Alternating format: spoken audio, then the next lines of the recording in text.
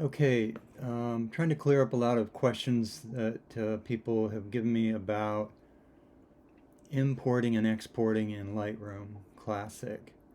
I'm getting some files that are smaller than what I expect.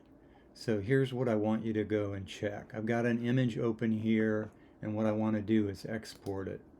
So we're going to go up in here to export. You get this dialog box here.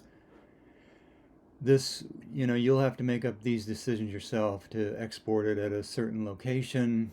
I've got mine on my desktop here. That's not really what's important to me, nor is the file naming. What is important right now is the file settings.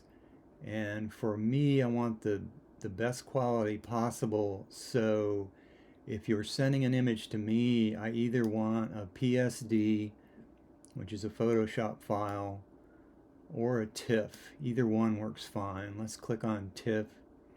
The next is really important. You don't want to click this box because this is where you can run into problems where it will downsize that image. So just make sure that that box stays empty. And that's all you have to do. Hit export and you're good to go.